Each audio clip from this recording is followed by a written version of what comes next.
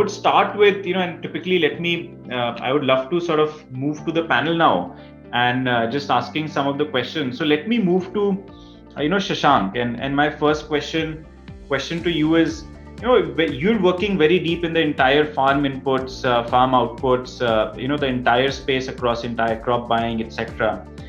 What are some of the business models, not just within DeHaat, but also other business models that you're seeing emerge across the ecosystem and across the product segments, which you find very interesting? Sure, Ariman. So thanks for the intro.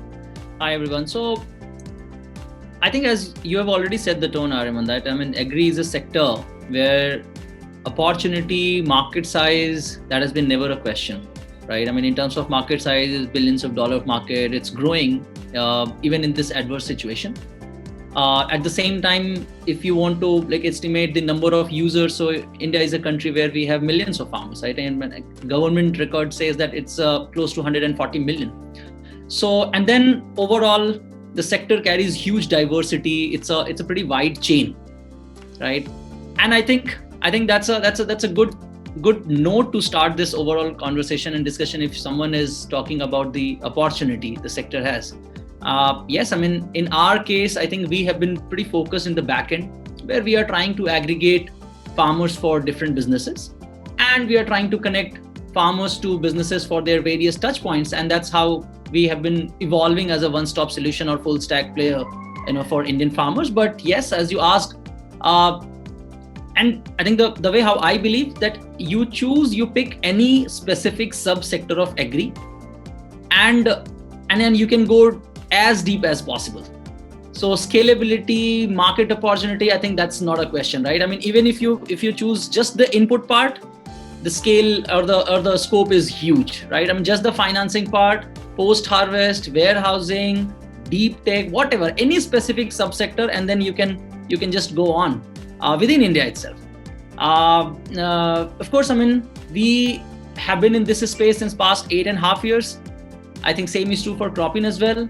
But when we had started at that time, the more or less condition was same. But I think one thing which was not there, and that was the penetration of technology or data, right? Or mobile penetration in a way, right? Which is not a question today. So that means the only variability, which was the kind of mobile penetration, data penetration, that is also not there now. So that means you can build any sort of model. Coming to your question specifically, I believe, of course, considering the diversity, small land holding, fragmented land holding, a lot of things can be done around data, around sort of precision agriculture. And I think and we have already we are already seeing few of the models working in India where sort of drone based image processing, some sort of satellite based image processing solutions specifically for small farmers, right? People have been doing for larger farmers, for businesses, for corporate, but probably the solution was not available at a cost effective rate for smallholders. I think now there are early signs of that as well. You touched about credit, and of course we know that in India, I think less than 10 to 12% farmers have got access to structured financing, right? Even in rural area, the current borrowing rate for farmer is 3 to 5% monthly. And most of the backend businesses like input, it moves very closely with credit in a way, right? So of course that is another interesting piece where people have started working, whether I think backend player like us who have some control of farmers network, some access of data, and we are leveraging those data, or a kind of let's say standalone fintech players within agri, pre-harvest or post-harvest. Insurance is another interesting subject which is largely being taken care by government, but still there is a huge scope because government as on date, they're very specific. They are touching very specific crops under insurance, right? Most of the horticulture crops where there is more risk for farmer and which are more remunerative crop for that matter, I think those are still not under the purview of insurance. I think that's another interesting opportunity where people have started already working, right? So in general around, I think deep tech, credit, insurance, post-harvest bit, and post-harvest not just around the dry silos or dry warehouse or the warehouse receipt financing, but mostly also for the horticulture side, right? I think those are the interesting areas where there are kind of early signs. In fact, Rehat is also working, considering we have network of farmers and kind of we can grow, we can integrate anywhere in the value chain. But in general, I think sector has kind of started seeing a lot of inclination towards those things. Another interesting factor we cannot ignore is that modern trade is getting structured day by day, right? Of course, in case of staples, that's fine that staples typically goes to large processors where you have institutional buyers. But in case of horticulture, and again, we all are aware that, that last year, the overall horticulture production, right? That is now more than staples in India, right? Which is an amazing development for the Indian farmer, because now it's a clear sign that that farmers are inclined towards horticulture, and that means that that kind of they can earn more. But again, the problem there is that we all know that in case of fruits and vegetables, large percentage of market share that still belongs to vendor, thela wala, and unstructured player or mandi, right? Where the market share belongs to modern trade is less than 12 to 13%. Few years ago it was mere 4-5%. But still kind of jump of 7-8% modern trade market share. I think that clearly means that a lot of proportionate business opportunities are there, right, in terms of backward integration.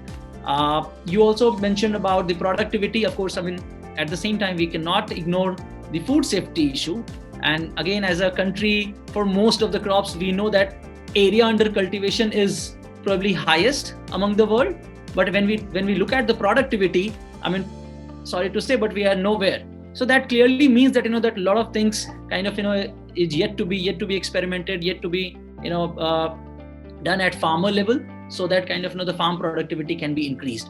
So nutshell, I know I can go on, and especially if someone is asking about the business opportunity in agri. But the good part is that now all these problem statements are not just in theory. I think that's the good part, because I think most of the problem statements I just mentioned, you will find someone kind of in each spot. Of course, the scalability or sustainability, that's a different question. I'm leaving those questions for Subhadeep and Rohit here, but I think that's my opening note. And one follow-on question, Shashank, to that is, a majority of the startups that we've seen, at least scale, they've been on the digital technology side, right? And more sort of B2C. You have some B2B focus right now.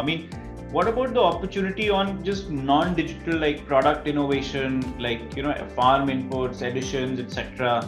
A lot of those pesticides, and we're not seeing so much of newer products, environment friendly, etc. What about the non-digital side opportunity? But there's a big opportunity there as well, right? Because India is a very different nature of an agricultural market.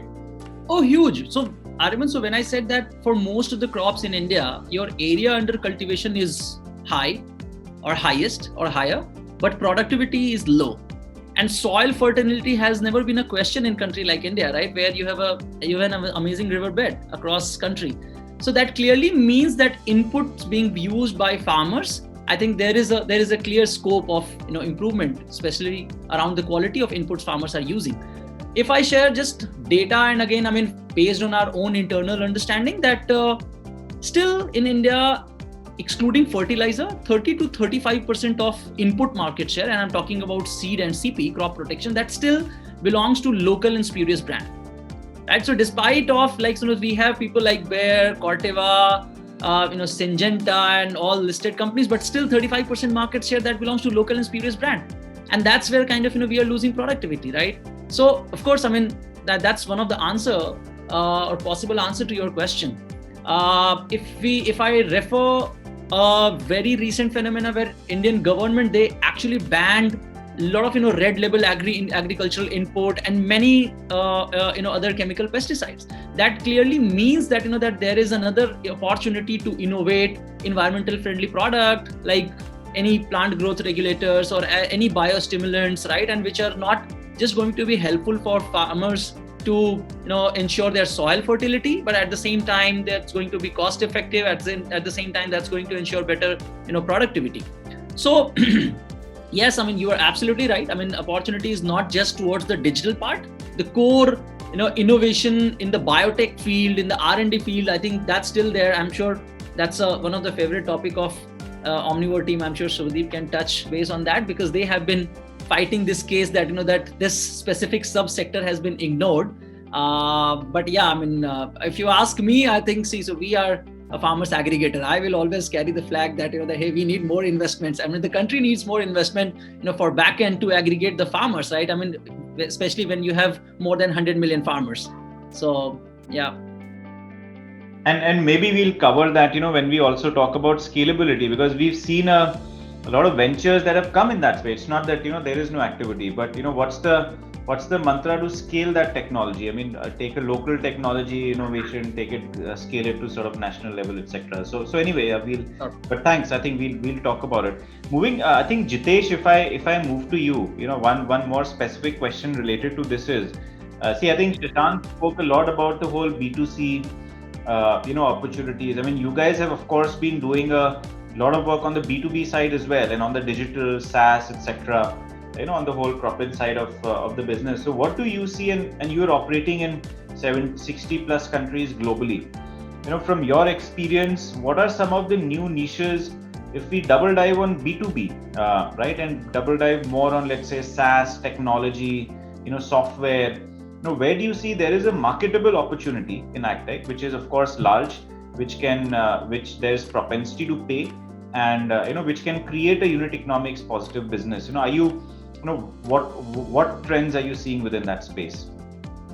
Thank you so much, Ariman, and great question. I think Shashank's done a fabulous job with summarizing the overall AgTech space. So I'll take a dive just at the questions that you've asked. Now we've been operational for almost a decade now, and especially in the B2B space. We started as a B2B space, and we continue to believe that B2B is where our niche is, and we need to continue to operate. Now, as we work with organizations around the world, the fundamental issue or the challenge, and by the way, our definition of organizations are the large enterprises, like Shashank was mentioning, right? The Syngentas, the Bayers, the BASFs of the world, or the large food producers, right? Like the Unilevers, the McCains, the Nestles of the world, or the large banking and insurance and financial institutions. So, and definitely also the government, right? Government constitutes almost 20 to 30% as the largest stakeholder for us in our B2B space. So when we work in a B2B environment, we are working with a variety of these actors. Now, the fundamental issue that all of these actors go through are a couple of things, right? One is the access to the right data points at the field. So for example, Syngenta, which is in seed production, for them to know what happened when they're trying to grow a tomato seed on day 1 versus day 10 versus day 20 versus day 50, they are heavily reliant on a very unorganized manner of data collection.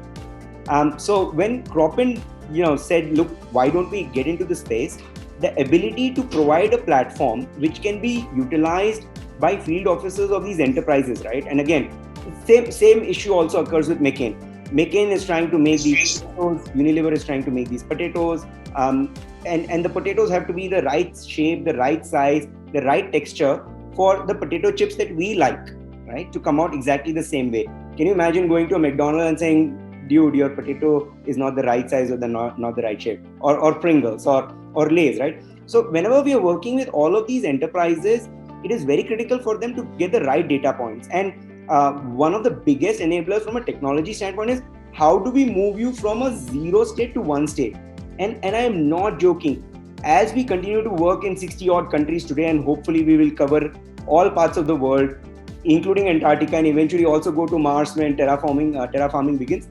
But the fundamental issue that all of us have today is the field officers who go on behalf of these enterprises to the farmlands are still capturing data on a pen and paper, right? And imagine this is an extension officer who is trying to do something for, say, Kohinoor rice, right? Like I go to the farm, rice has almost 100 to 120 day sowing cycle.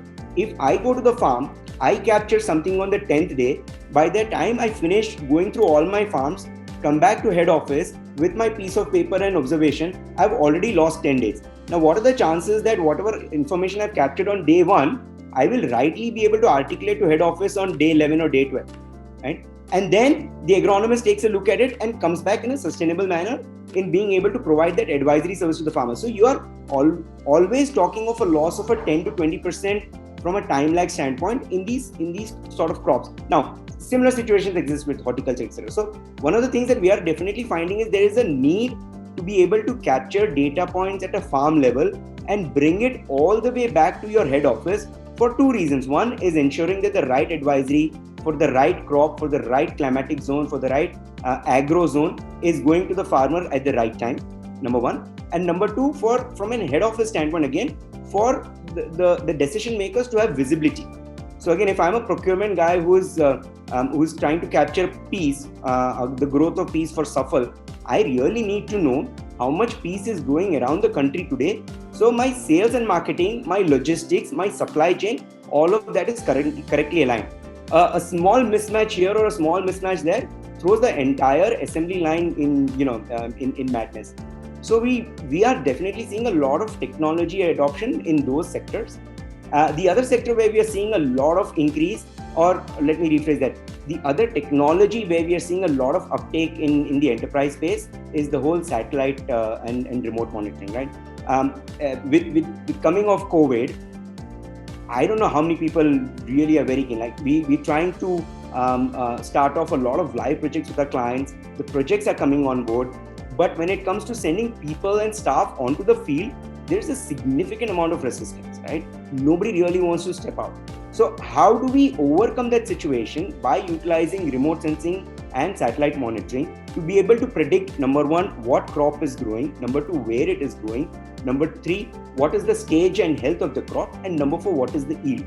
And if you think about it, a combination of all these parameters are significantly important for any of the enterprises, any of the organizations working in the agriculture. For example, we work with banks, right? Now, when a farmer goes to a bank and says, look, I want $100 to grow tomato, the bank does not really know whether this farmer has ever grown tomato. Number two, has tomato ever grown in that region? And if at all I give a loan for $100, what has the historical yield been? Now, if I am able to handle that fundamental issue without the bank having to send a loan officer to the field and depend on spurious information which may or may not exist, that's a big value add that we believe tech can bring in. Again, going back to the same sort of like McCain, right? If I am able to tell how much potato is growing across the world, then you're able to make your supply chain decisions based on that. So those are some of the significant areas where I think tech makes a big difference to these enterprises. And then sorry, Arman. And then again, you extend the same thing to government, right? Today or 2 years ago, government was making a lot of policy decision making around food security, around subsidy, based on some data which I don't know was really valid or not, right? There's a lot of polluted data that sits because of whatever data inaccuracies that we have had. Now, if I'm able to, in a real-time manner, tell you that the government of India, this much sugarcane is growing around the country today, government can definitely decide based on this information, should I allow export? Should I allow import? What should be the base rate, right? How should we make sure that we come out with certain policies that help or deter excess growing of sugar, right? So depending on what outcome we are able to provide, the right decision making can be done for a variety of requirements, including food security, including import-export, including organic, including a variety of other areas. Very helpful, Jitesh. I think very insightful to hear you, like always. And I want to move to Shubhadeep now. I just one question that always sort of intrigues me is, if we look at global, and there has been so much innovation that's happened, and a couple of questions from the attendees as well. There is vertical farming, there is hydroponics, and we've not even spoken about spaces like animal feed. Livestock, fishery, so what are some of the innovations, we didn't speak a lot about farm equipment, etc. as another sort of input, right? So what do you think are some of the global learnings, as India, as the agricultural infrastructure improves, that will be very relevant for India, so that we are ready for, we've taken the whatever 2G to 4G jump, a lot of jumps we've taken, even in Euro norms we've taken jumps. Are there certain similar jumps you see that that will happen on the ag tech side, and what should we be ready for? No, thanks, Ariman. I'll try and take a stab. Um, so yeah, I think I kind of agree with Shashank there. We've kind of been watching this space emerge over the last decade at Omnivore, both in India as well as globally. Um, if I kind of take a quick look out of what is happening globally in agtech, um, we've over the last decade basically mapped the whole space into like 4 or 5 different segments, right? There is a bunch of stuff happening at genetics level, which basically involves long tail R&D, um, which sometimes may not be really VC friendly given kind of our timelines as a fund. Right? It kind of puts pressure on returns in a finite time. And that is also probably one of the few reasons why you haven't really seen a lot of Indian VC investors really backing core biotech stuff. Um, but that's a very important space as far as global agtech is concerned, right? And you've seen folks like Indigo, Benson Hill, all of these guys kind of growing big, leading, and also kind of exits coming out from a bunch of these companies. The second space has been sustainable inputs as far as kind of global ag is concerned, and I think what Shashank was mentioning about the Indian regulator also now warming up to the fact that you need to ban certain molecules which are in your red category as far as their toxicity is concerned and risk of overuse. Because with pesticides, what happens is that using it not in the proper fashion, there's a chance of eutrophication later on in the soil and water and so on and so forth. And there, I think a lot of investments have gone in global agtech startups, and I think it'll follow in India to some extent. The third, of course, has been big data and precision ag, and I think there are companies like Descartes and, of course, Cropton's here, massive exits like Granular in the global landscape, which is, I think, also stimulated a lot of companies to kind of focus there. And all of that is backed on the entire mobile and kind of cloud computing, backbone, which has happened.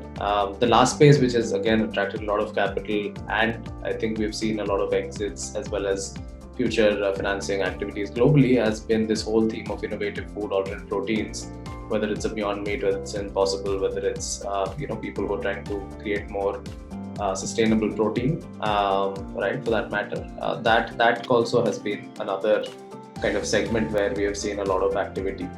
Now, coming back to the point that do we really see, and just to give a quick data point in terms of how financing has worked in agri-food till in the last few years, I think in 2013, if I have my numbers right, I think the total investment made in the space was about $2 billion, and that has kind of jumped to about 20 billion as of last year, right? So it kind of follows a similar trajectory of what you mentioned in the India kind of funding landscape.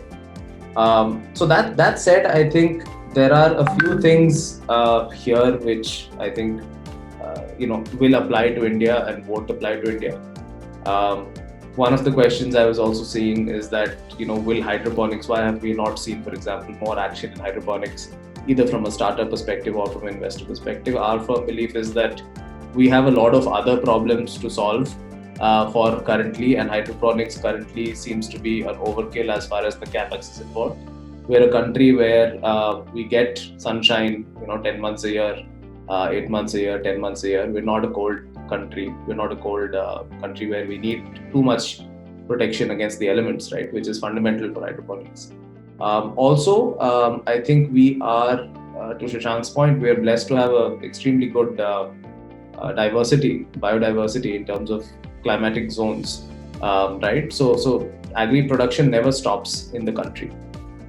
And so, as a reason, I think we'll at least for the foreseeable immediate future see any activity which is around hydroponics be limited to either like the top 0.5% of the value in terms of exotics and in terms of consumers who want just 100% safe, secure product which has been untouched by any chemicals. But that is also like 0.5% is big enough for a lot of players to really scale. So I'm not debating that.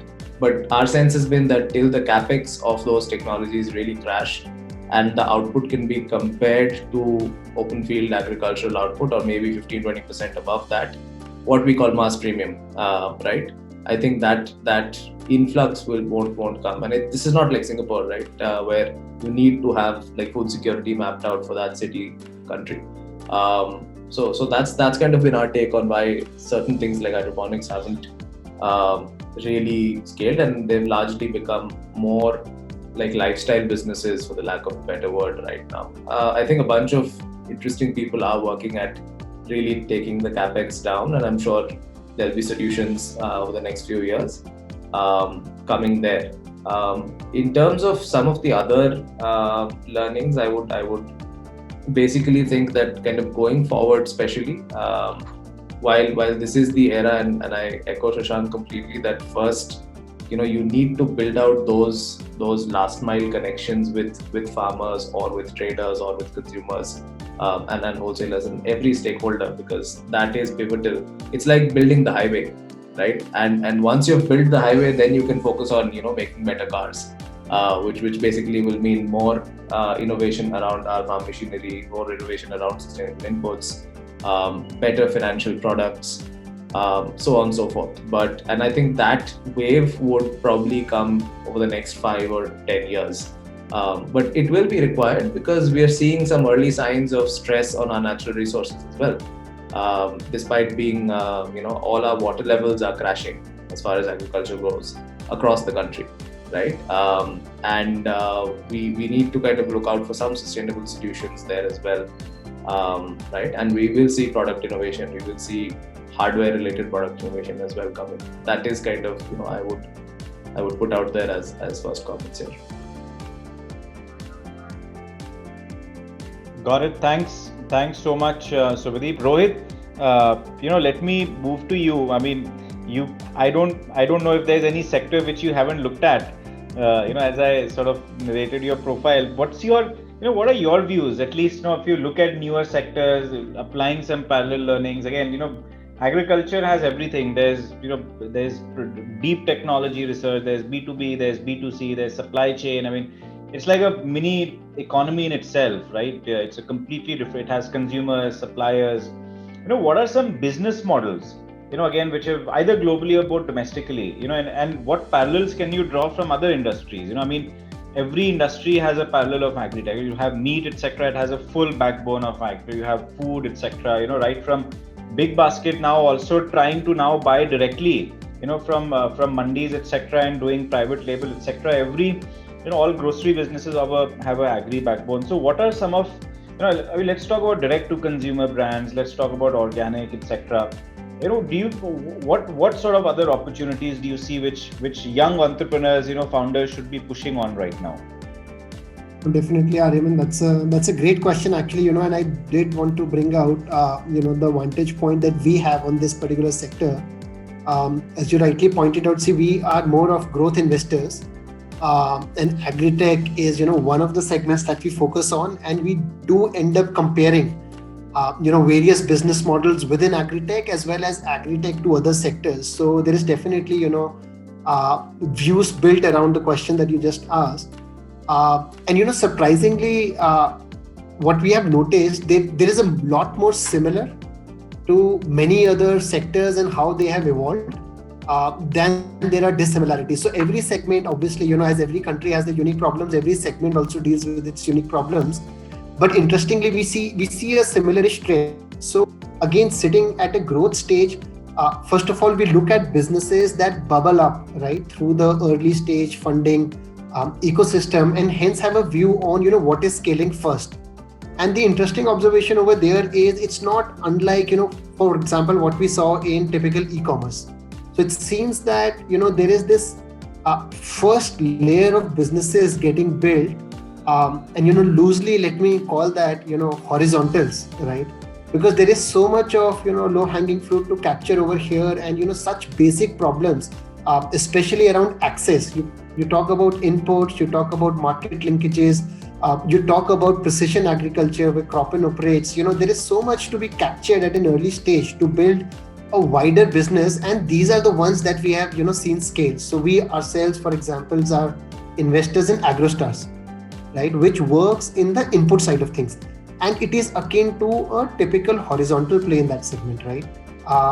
Similarly, if you see at the output side, obviously output is much larger, much more diverse, given the variety of outputs and different supply chains that you're dealing with. But if you look at fruits and vegetables, you would see players like Ninja Cart. You see other commodities product. There are other players trying to capture that share. I believe Dehat also has a role to play over there. And if you look at this segment, I think these are the ones who have scaled fast, trying to capture that solving the problem of access and being horizontal, right? Next, already, I think what is bursting, on the scene is the premiumization and the verticalization in the segment. Again, we have an investment over there in the form of Licious, right? Which is direct to consumer, meat brand. And I think this trend will also follow. So more with, the output guys having a control over the entire supply chain, like we do in Licious. There is a greater scope of controlling the quality of the product, and hence introducing, either playing on the premium or mass premium side or creating a brand out of it. And we see there will be a role to play over that. We wouldn't be surprised to see if there are large outcomes dealing in just one or two crops, right? So we have already seen startups who just deal, for example, in mangoes or just pomegranates, right? Because the export market is huge over there. So I think this will be the second trend that follows. And thirdly, when a lot of this innovation happens and money is flowing into the segment, the ecosystem is developing, there is sharper innovation that ends up happening. As Shubhadeep mentioned, right, on hydroponics, for example. See, right now on the technology scale where we sit, she rightly mentioned right now the cost benefit does not match. Probably it may work out for a crop or two, but again over time, I'm sure enterprising founders will definitely find a way to build businesses around it. So full stack models, farming may emerge. So we see a lot of similarity on how some of the other sectors got built, and hence are extremely bullish on the number of large outcomes that can be built in this space. Yeah, I completely agree, Rohit. And even if you look at some other sector like dairy, we didn't speak about, right? And Nitin has built this wonderful sort of business with Country Delight, with direct to the farmer, where you've even technology in dairy, where you have organized dairy farms, etc. The productivity, even like listening to classical music and all those things where productivity, so much of technology has not been deployed, right, to really harness the whole dairy productivity as well. So I think that's another sort of very, very big space, and just whole directly sort of integrated supply chain. So completely agree. I'll move to Namita. I'm sorry for keeping you waiting, Namita, so much, but I have a big question for you. And I know NASSCOM would have some very solid point of view on this. Digital adoption in rural. So we do a lot of work in rural market segments, both around commercial vehicles, farm inputs, tractors, and so on and so forth. There's a big, it's a completely different country out there, right? And the question is, what digital adoption is really happening? What is the usage of smartphones? What are people using on apps? So we did a big research. We realized that 3 to 4 hours people are spending watching funny videos, on apps like whenever TikTok and Share It and all these guys were there. But there's not so much engagement on platforms while transacting. There's a lot still happening over phone. Is it literacy? Is it comfort? Is it connectivity? Is it just trust? There's a lot behind the numbers as well. Like, what are people doing on digital on the rural side of the in rural? Love to sort of hear your views on that. Sure, Ariman. I think that's a very interesting question. Also, kind of connects to everything that my fellow panelists have said, which is that we have a lot of ground level work to do, and that is where the real value of digital will show up in Indian agriculture. When I say will show up, it's very, very nascent, right? We all know that. So when we started looking at that area, we were looking at technology overall, and it was kind of almost not interesting, but kind of shocking to find that even basic mechanization is very low. When we talk about basic tractors, and we were doing this 144 million farm lands per se, less than 1% have a tractor, and that's going to be a big issue for India, right? With less than 3 acres of size of a particular farmland. So we are starting from that very base level. From that very base level to say that we have, close to almost 250 million USD worth of investments in organizations and startups that are investing on the tech side, on the digital tech side of agriculture, both pre-harvest and post-harvest, is a long call. We've come a long way. So I wanted to kind of put out that we have come a long way, but the way is far longer there. Now, when it comes to technology, I think we are pretty fragmented. We are seeing a lot of use of some very, very emerging tech, particularly on the side of Internet of Things based technologies like sensors, basic sensors, use of satellite imaging to kind of understand what is my farmland situation at the moment, how is the crop, pest infestation, kind of the crop mix and the health of a farmland, etc. Some very, very spotted use of drones to do the same thing. But you touched upon the issue very, very pointedly, that it's basically an issue of awareness. So when it comes to digital technology, at the end of the day, we have to realize that the end customer is the farmer who's going to use it. And that is where the biggest challenge is, the level of awareness and the level of trust. These are the two biggest challenges that probably we'll have to solve if digital adoption has to go up significantly from the ground up. And when I say that, it's not so much that when we go and try to convince a farmer that technology is going to help you, that they don't believe it or they don't know it. It's not that lack of awareness. It's probably the fact that almost 44 to 45% don't own that land. There is an issue with ownership. There is an issue with how much of a technology capital investment can I make on that small farmland to actually reap benefits, and how much infusion consistently can be made in terms of capital for a technology. Because still because India is in the nascent stages, we've still not come down in terms of the unit economics of technology. Even when we talk about sensors, globally the prices have come down over the last, I think, 10 years or 14 years, from about, let's say if a sensor was to cost $1.4, it's come down to less than, it's come down to 30 cents, roughly, 25 to 30 cents. But the fact is that in India, we're still not producing, or the production of sensors is not at a scale where that scale is required for agriculture. So a lot of imports are happening there. And that just blows up the cost of everything, even the basic technology. So to answer your question very, very succinctly, when we went out, it was difficult for us, and we did this research actually. We wanted to actually get down to the last mile, but that was always via the organizations who are in touch with the last mile, right? And when we spoke to them, the biggest concern was, how do we build this capability of farmers to actually deploy technology? And one very interesting thing that came out is, it might not be possible for individual farmers to do that, but it can definitely be possible in collectives or cooperatives. And that is where we think, earlier we had that discussion on the business model. When I want to take that business model and translate it to how is it realizable down to a farmer level, I think cooperatives, even in technology adoption, is probably going to be the way forward to make it at least go up in the next 5 to 10 years.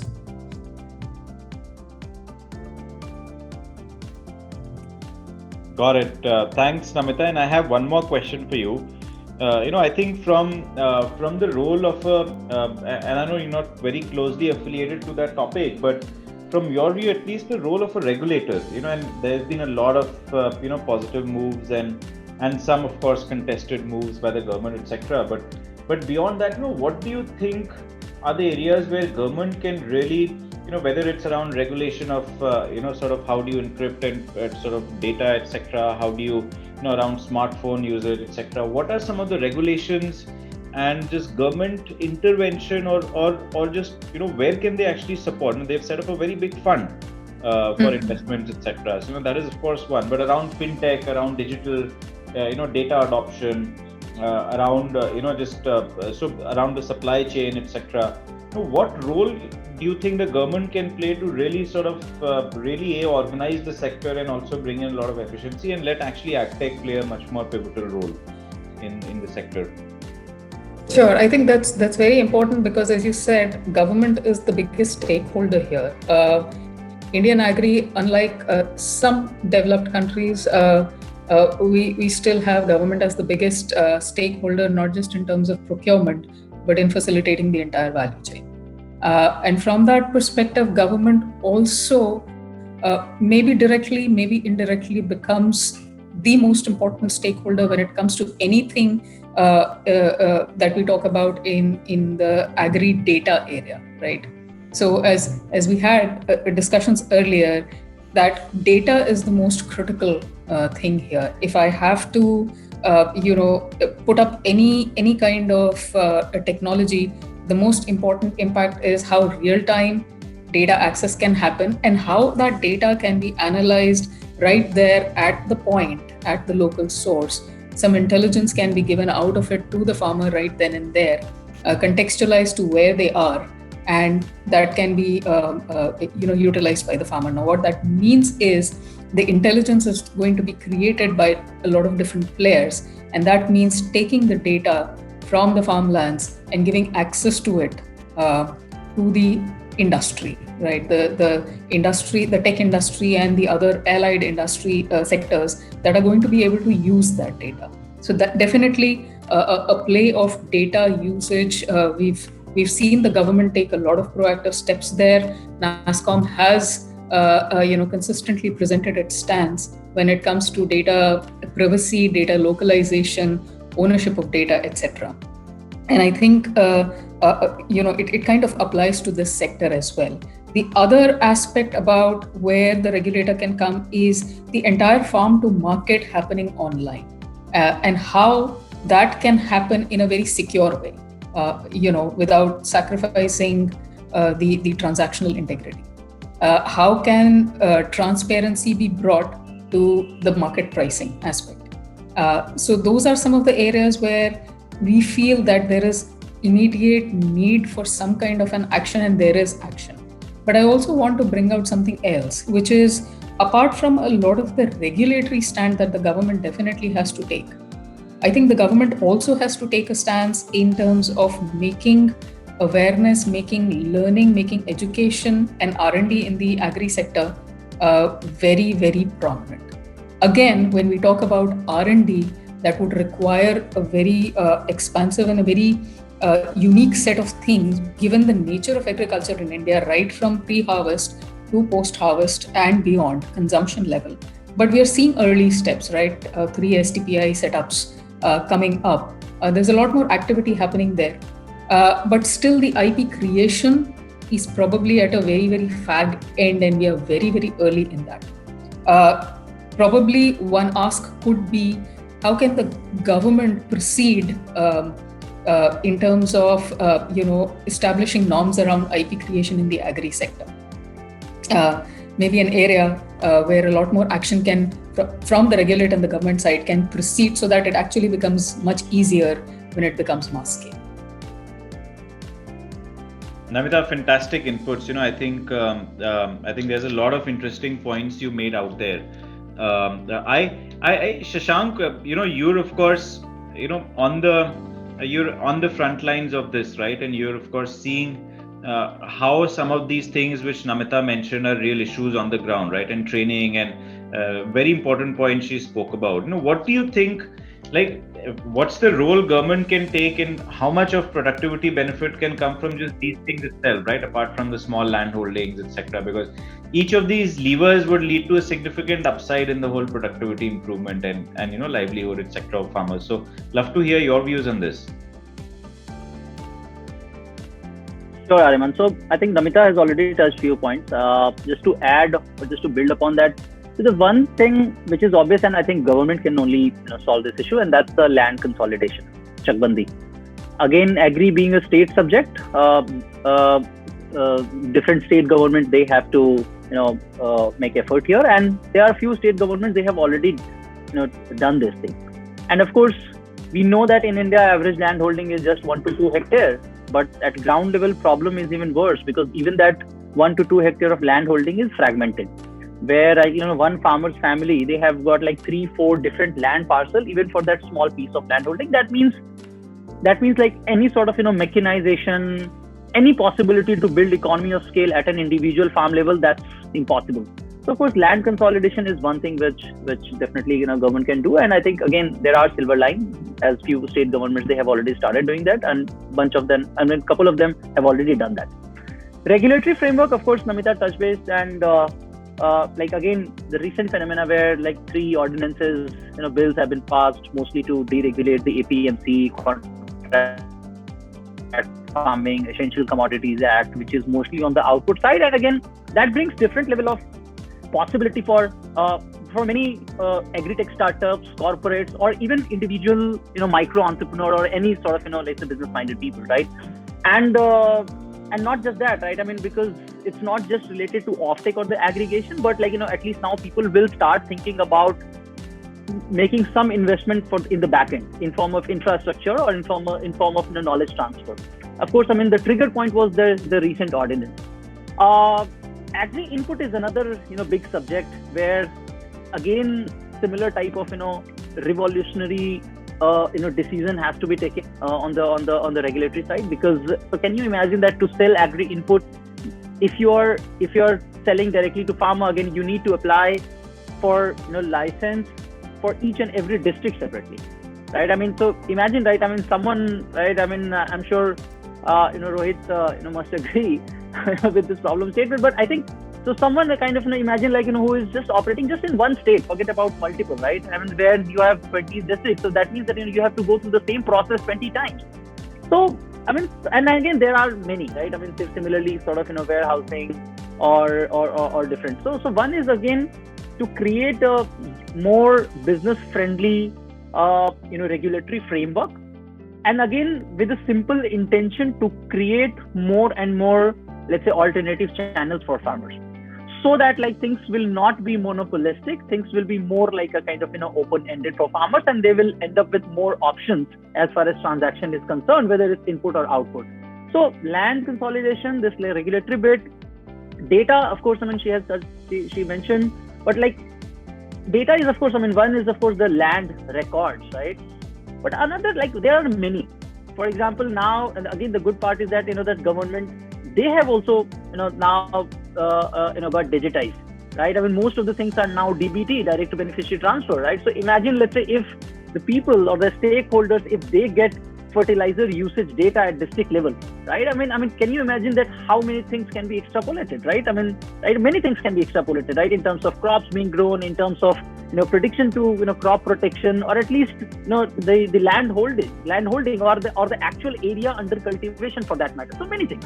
So like this type of data, apart from land record, like such data, if it's available for businesses, I think that will be a different thing. But of course, I mean, like we have been involved with different policymakers. They have their own set of concerns related to data security, data safety.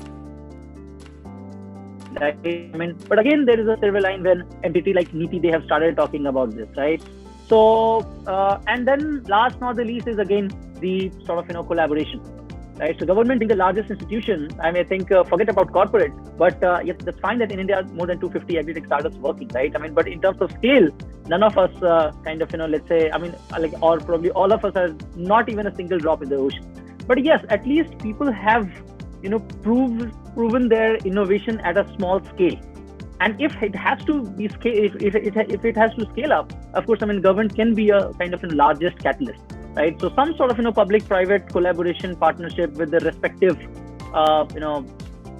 innovation, be it related to input or output or data or insurance or whatsoever. Again, I'm saying that that I'm optimistic here, because there are quite a few examples where like AP government or Telangana government and for different state governments, in fact, like they have started application from startups. What happened after that? I mean, I wouldn't comment, but at least they have started application from startups, so still that's a positive sign, I would say.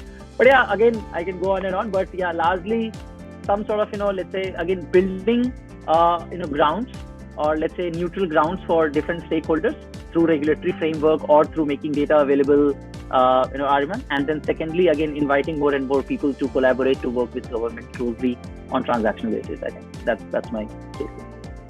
Fantastic, Shashank. Thanks so much. Again, very useful. Always fantastic talking to you, and pretty interesting points. I want to next move to what's the topic on COVID, and we didn't, and it's been like an hour, and we didn't talk about COVID, and it's just surprising.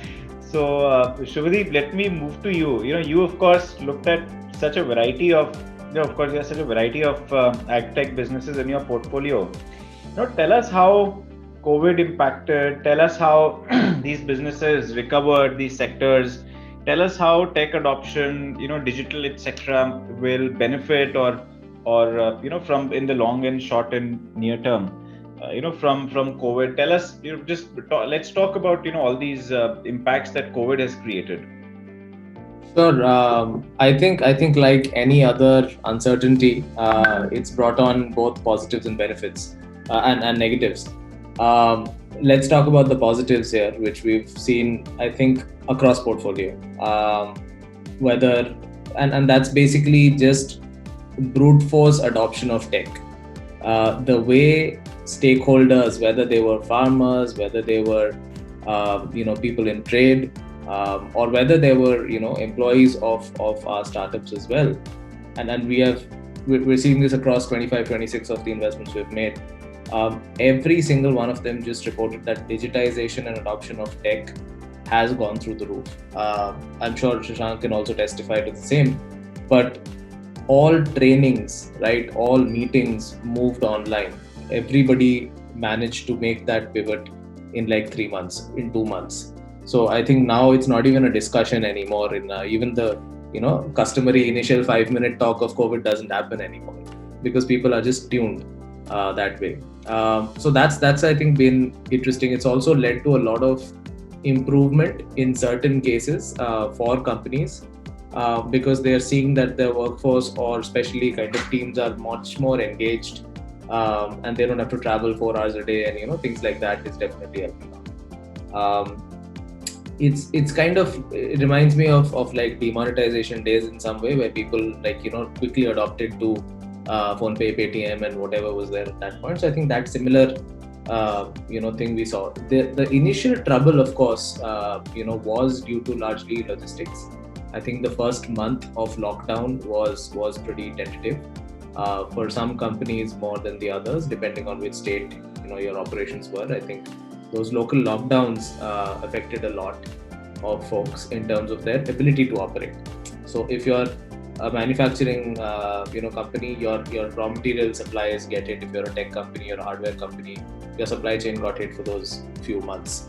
But I think all of that is gone. So in a nutshell, I think we're seeing digital adoption move at 3-4x the speed of what we had earlier thought, in terms of companies reaching those numbers or their targets. Whatever we thought would happen maybe in 12 months happened in 3 or 4.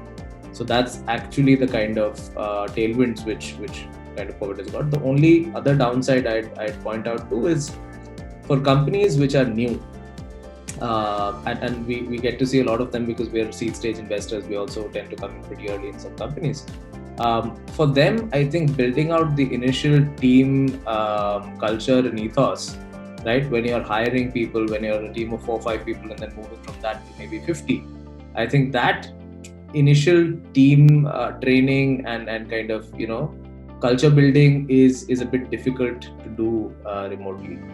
That has been the only, I think, downside which we have seen so far as startups are concerned. But for the sector, I think food and agri is not stopping. I think it is probably one of the very few spaces apart from healthcare which has actually done really well despite COVID, right? People are kind of ordering in. They're more conscious about what they're eating, trying to look out for better options for their health, and that, I think, that demand related particularity that will pass through to the grower at some point.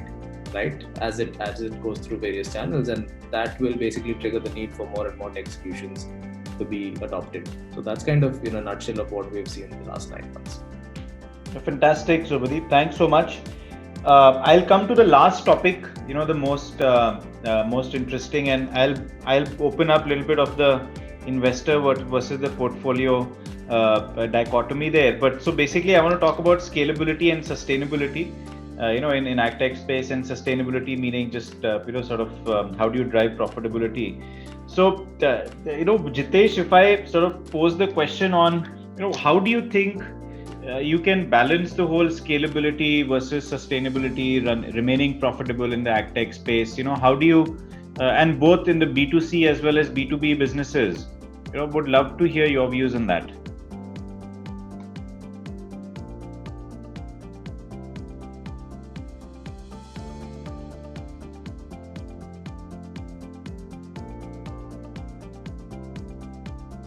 I think Jitesh has dropped off. Rohit, why don't we? Why don't I start with you on this question?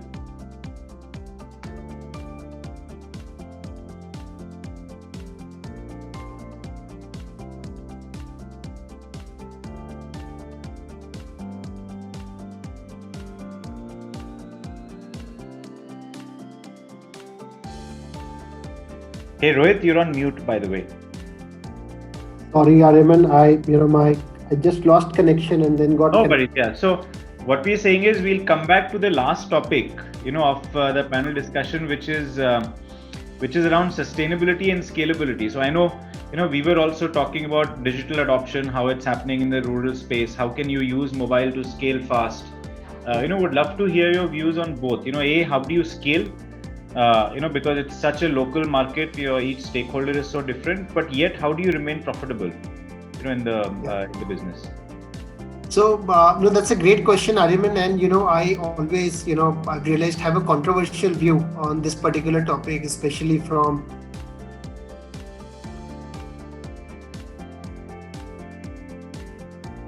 growth investors. Scaling or the growth is direct trade-off with profitability. And there are times then depending on the business model and the market, that you may prefer to actually focus on one more than the other.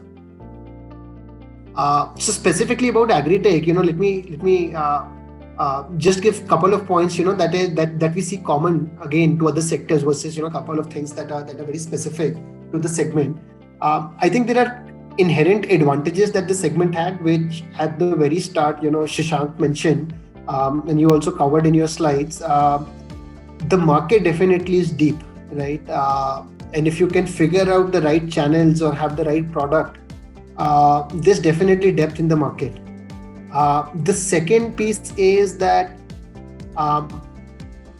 there is, in most of the segments, when you're dealing with agri, you end up dealing with products that tend to have a very high frequency of consumption, right? Especially on the B2C side, right? And these things play very favorability to the whole, unit economics as well as the sustainability part of it, right? Having said that, there are, challenges that are also unique to our agriculture system, which have been during the discussion. So I'll not go too deep into that, but, we do struggle again, similar problem in other sectors. We do struggle with, smaller order sizes, fragmented land holdings, which means that, at the starting, first mile or the last mile, the collection or either distribution of products to the farmers, maybe more costly than, what we see in some of the Western markets. So there are unique challenges and, unique benefits operating in this segment. But my belief, is that we will see our fair share of, failed experiments, by the way, which is the way it should be, in my view, right? That's the whole point of innovation. We will see a fair few of innovations happening in this space. And as I said in the beginning, there will be large outcomes. The only thing that I would say is, compared to the global scenario, probably the divergence will keep on increasing, in my view, given our unique structural problems. I believe that there'll be a lot more investments in the short to medium term, in the input side and the market linkages side. and towards the tail end, probably we will follow with more, farm management, as well as, things like hydroponics and vertical farming, which will be there. But that is how I see this evolving. I hope to see a lot more sustainable businesses in this space more than anything, given the stakeholders that we are dealing with. And I think it needs a little bit more responsibility on the part of all the businesses who are tackling this particular segment, given how important it is to our economy. But I don't see any how do I say or let me put it this way, I'm very optimistic about the way the current startups are tackling the issue. And I believe we will see more and more profitable businesses. Even now, when we look at our businesses, be that Agrostar, be that Licious, even other segments, other companies that we have not in. The pure economics in those businesses are far superior to what we would have seen in typical commerce businesses, let's say 3 to 4 years ago. So very optimistic about it, and I believe that there will be both fast growing as well as sustainable businesses in this space. And it's also, Rohit, to an extent that, of course, there's not been too much crowding in the agri-tech space as well, right? I mean, you look at marketplaces, etc. There have been a lot of local ones, but very few. It's not an all-out war like Uber versus Ola or Swiggy versus Zomato. Do you think as the as the market size increases, as more and more people get interested in the sector, there will be a lot of investments, and could the whole profitability and economics suffer in the near term, because of increased competition? Yes, I prefer not to jinx that, Aryaman, by addressing the question directly. As we know, in our country, everything tends to be hyper competitive. See, it just depends on the rationality or the irrationality within the market, as I said. So your question goes to the heart of why sometimes my opinion can be controversial in this. See, there are certain business models where I would argue it makes sense to put growth in front of profitability by a fair margin, right? And some of the examples that you took, Uber, let's say Swiggy, where they're very direct network effects, which means just the scale itself is a defense and is a value add to the product itself. Over there, I would feel that, my view is there is no point making an Uber or a Swiggy profitable, right? Because then you will just end up losing out to, whoever is chasing scale in that segment. At the same time, if you are in some other businesses, I'm just trying to think of examples, let's say closer to home, Licious, Country Delight, etc., where you are a branded proposition, right? Where the whole focus is on the quality of the product, the consumer delight. Over there is no point chasing growth for the sake of it, right? Because the real value lies in, in your product itself. So the larger the scale doesn't mean that your product is going to get any better with it.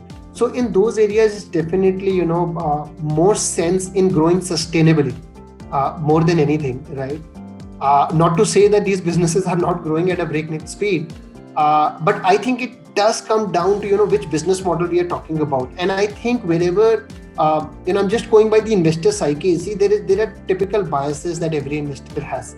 Whenever there is a clear network effects that you can see in a business, I think you will see both consolidation in terms of number of players, but a lot of funding flowing into that particular segment. So I think these Uber versus Ola or Swiggy versus Zomato, I think some cases these are unavoidable battles, right? And for the right reasons, in my view.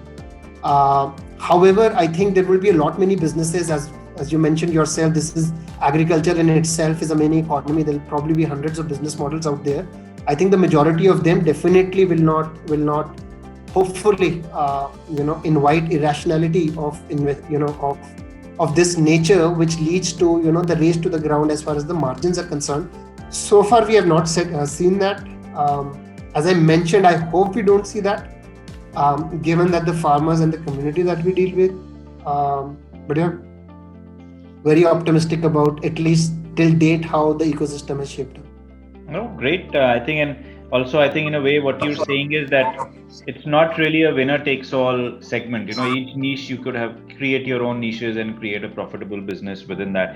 Jitesh, you're back.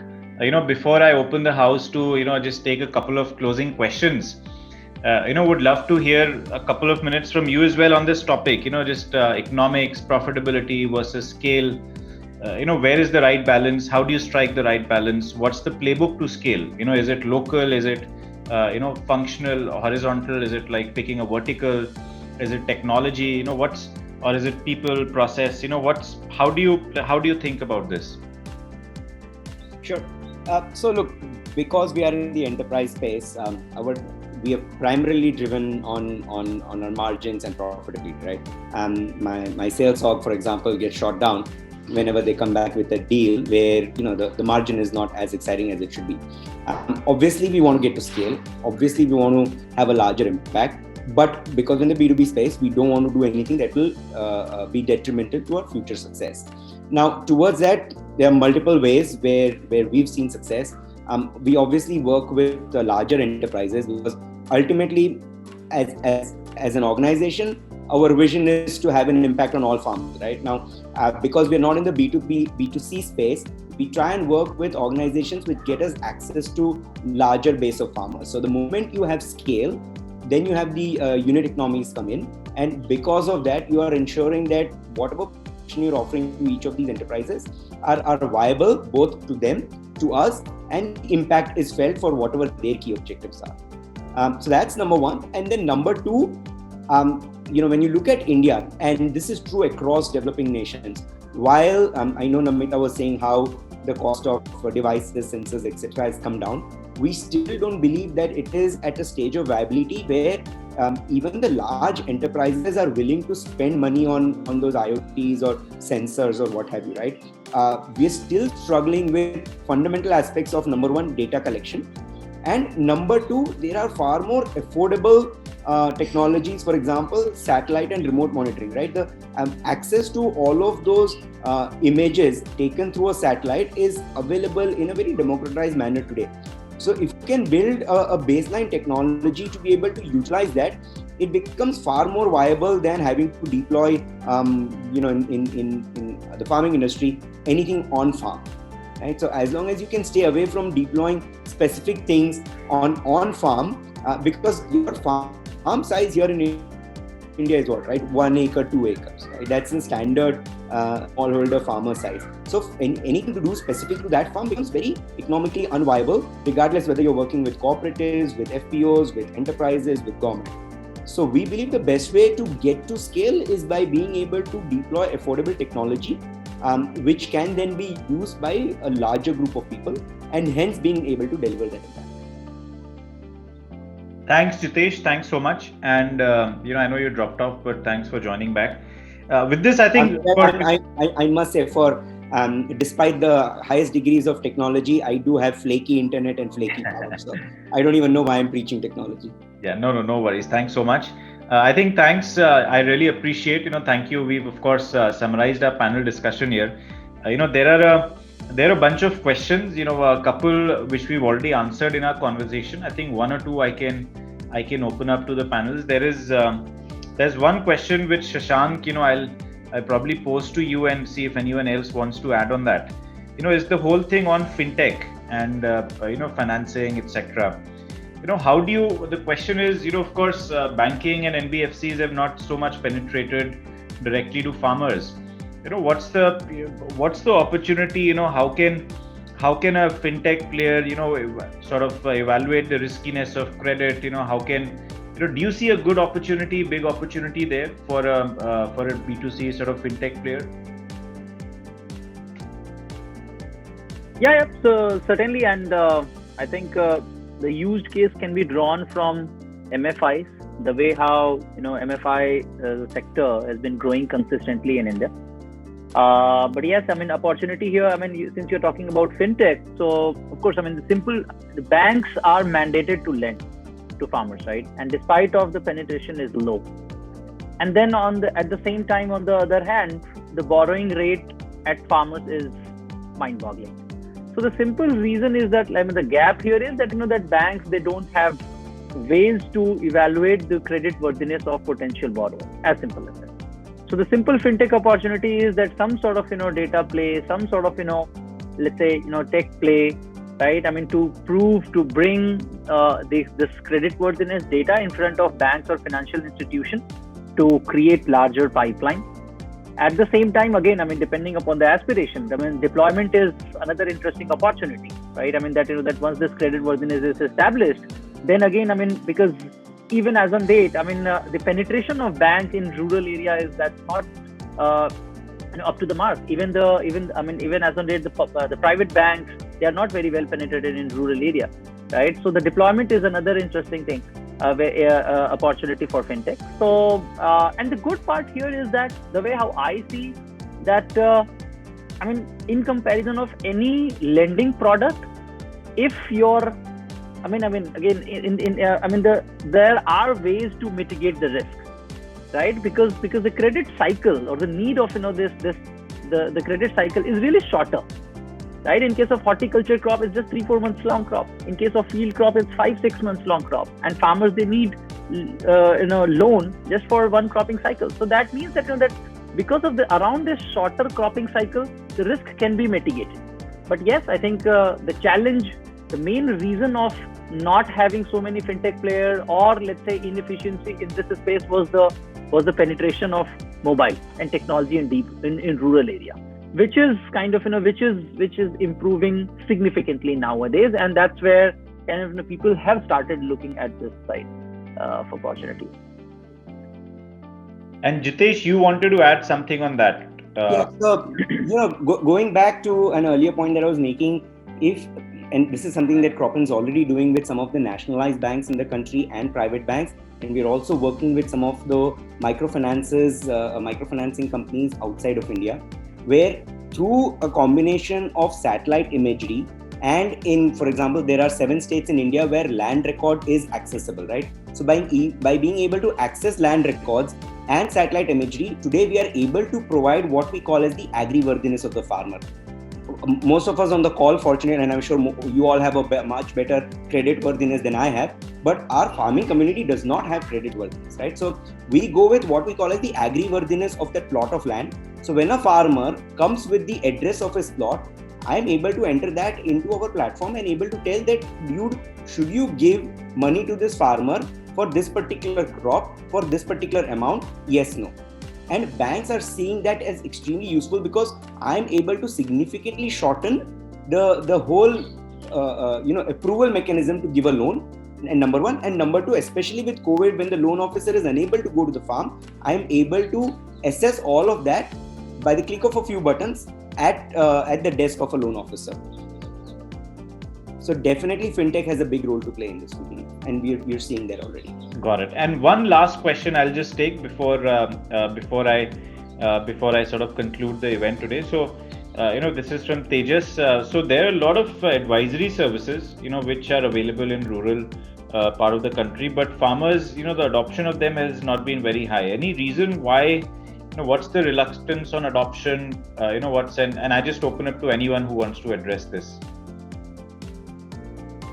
I don't technically. Go ahead.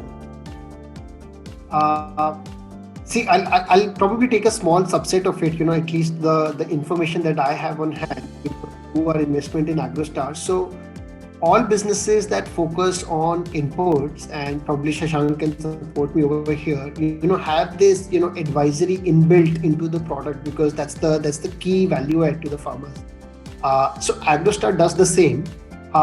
And in fact, if anything, over the last year or two, we have seen the adoption of that go through the roof. So in fact, advisory was one thing that was, always getting pulled out of the company. It was always big for them, for the last 4 or 5 years. In fact, this is what the company is built on. And now, in fact, some people may find surprising, the adoption of technology within this farmer base is also, it's even exceeding our expectation at the time, of investment in AgroStar. So the number of farmers on AgroStar app, thanks to the Geo boom and generally the WhatsApp adoption, it's actually phenomenal. And the amount of stuff that we are able to solve in a true e-commerce fashion is also gone through the roof. So I think it's only a matter of time, and it's probably in our heads that we are underestimating how much a farmer is willing to use the right app or the right product. And within that, advisory definitely is the top thing that is getting consumed, is what we are seeing. So I may not be privy, to some probably context behind the question and which exact advisory services are not getting picked. But from what we are seeing, there is a massive adoption and the trending is excellent in it. So agree. I think just would like to add here, like I think, and we are at the heart very strong believers, and we've experienced during our ground experience as well that standalone advisory. I think that's where adoption has been the challenge, Ariman. So if advisory is linked and bundled with some sort of follow-on activity or follow-on touch points, like for example, Rohit mentioned that that let's say in case of their portfolio they are doing advisory plus input. In case of DeHaat, like we are doing advisory plus input plus forward market linkage. And in such cases, in fact, the adoption of advisory is phenomenal. In fact, like for companies like us, advisory is way to acquire your customers, right? Because that is a real hook. But yes, I mean, if you're thinking to to retain those farmers just by the standalone advisory, and at the same time you are willing to monetize, I think that is something which is difficult, and at the same time not fair for farmers as well, right? To pay for information or to pay for advice. Yeah, if advisory is super customized, very niche, precision, I think that's a different thing, right? But basic advisory, I think I don't find it fair for farmers to pay for that. Fantastic. Thanks so much, everyone. It's been a Rohit, Subhadeep, Namita, Shashank, Jitesh. Thank you so much for being part of this.